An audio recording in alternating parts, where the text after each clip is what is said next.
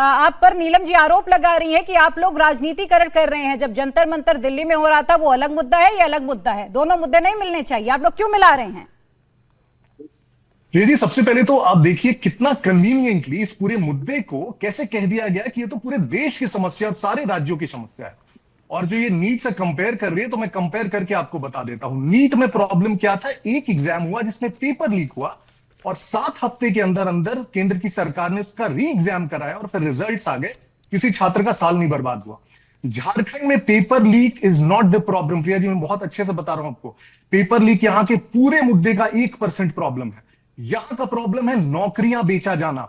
और वो एक या दो एग्जाम में नहीं, जितने भी एग्जाम पिछले 6 वर्षों में उसमें एक भी एग्जाम नहीं है जिसमें नौकरियां नहीं बेची गई हैं। आप कहते हैं कि झारखंड में, इनफैक्ट आप एक मंत्री का बयान सुना रही थी, मैं इरफान अंसारी दूसरे इनके मंत्री हो तो कह रहे कि पेपर ही लीक नहीं हुआ है। वो कह रहे हैं कि सब रबिश है। वो कह रहे हैं कि सोरेन सरकार ने लड़के झारखंड लिया तो जो भी करेंगे सब जायज। आप देख लीजिए छात्र जो होते हैं। और दूसरा, ये पॉलिटिसाइज करने की बात कर रही थी, जंतर मंतर या सीजेपी के प्रोटेस्ट में आपको सारे पॉलिटिकल पार्टीज के विपक्ष के नेता दिख गए होंगे स्टेज पर।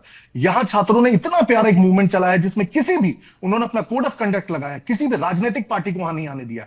उन्होंने साफ साफ कह दिया कि मन से कोई राजनीतिक भाषण नहीं होने देंगे, कोई अपशब्द का, अभद्र भाषा का प्रयोग नहीं होने देंगे। उन लोगों को जब ये कहते हैं कि हम उनके साथ हैं, 1 हफ्ते तक, क्या आपको पता है प्रिया जी, वो बारिश में भीगते रहे, उनको इन लोगों ने टेंट नहीं लगाने दिया। अंत में लड़ झगड़ कर उन्होंने अपने हाथों से बांस ठोक ठोक कर एक टेंट लगाया है, मेकशिफ्ट। ये जो पूरा झारखंड का प्रॉब्लम है, आप देखिए पिछले 6 वर्षों में।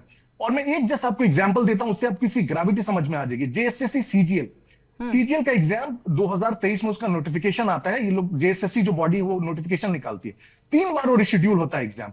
3 बार रिशेड्यूल होने के बाद जनवरी 24 में उसका एग्जाम होता है। पेपर लीक होता है, पेपर लीक होता है, एग्जाम रिजेक्ट कर दिया जाता है। 9 महीने बाद उसका रिशेड्यूल होता है एग्जाम, फिर से पेपर लीक होता है। लेकिन सरकार मानने को तैयार नहीं होती कि पेपर लीक है, और जो छात्र कहते हैं पेपर लीक है उस पर केस कर दिया जाता है। सीआईडी को सौंपा जाता है उसका जिम्मा। CID high court, supreme court तक जाती है ये प्रूव करने के लिए कि वो एग्जाम पेपर लीक नहीं हुआ है। फाइनली उन लोग, छात्र के विरोध के बावजूद, सरकार उसका रिजल्ट जारी कर देती है। और क्या आपको पता है प्रिया जी, जो अभय तिवारी का नाम अभी जेएम प्रवक्ता ले रही थी, उसी सीजीएल के एग्जाम में उसका 2nd रैंक था। तो क्या आप अब तक हम पे, अभी भी आप चाहेंगे हम पे विश्वास करना, इस बात पे विश्वास करना कि वो एग्जाम फेयर था? और उसके रिजल्ट इन लोगों ने निकाल दिए। और ऐसे में आपको 10 एग्जाम लाइन बाय लाइन गिना सकता हूं।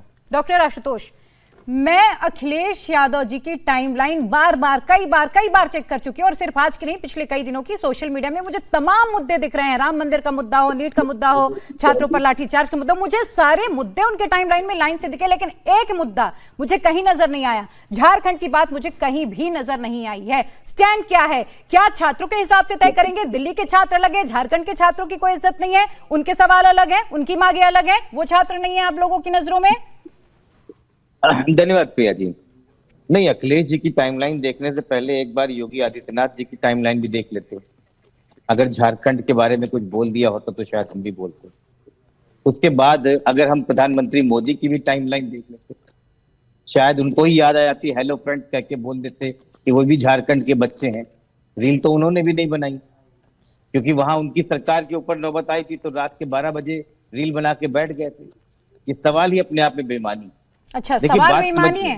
अखिलेश यादव ने तो भाई दिल्ली में बहुत प्रमुखता से मुद्दा उठाया था, और हमें बहुत खुशी हुई थी कि छात्रों की आवाज इस तरीके से उठाई जा रही है, बहुत खुशी हुई थी। लेकिन झारखंड पे आप ये कह रहे हैं कि प्रधानमंत्री अगर कुछ नहीं बोले तो अखिलेश यादव नहीं बोलेंगे झारखंड में तब तक? नहीं, आपका सवाल आप समझ नहीं पाए। आप मेरा सवाल बेईमानी कह रहे हैं ना। मैं तो अपना सवाल आपसे ही क्लैरिफाई करा रही हूं। कोई बात, मैं आपसे सवाल इसलिए कह रहा हूं, इस देश में ज्यादा जिम्मेदारी कौन तय, किसके ऊपर तय होती है? इस देश के प्रधानमंत्री या उत्तर प्रदेश के विपक्ष के नेता? ये आप तय कर लीजिए, इंडिया टीवी तय कर ले। समाजवादी पार्टी का बहुत साफ स्टैंड है, झारखंड में जो हो रहा है वो गलत हो रहा है। एक निष्पक्ष सीबीआई जांच होनी चाहिए, और किसी भी तरीके से छात्रों के साथ कोई बेईमानी नहीं होनी चाहिए। ये भारतीय जनता, मेरी बात पूरी है, मेरी बात पूरी, जो अब आप कह रहे हैं, मेरी बात पूरी होने दीजिए, बीच मत बोलिए।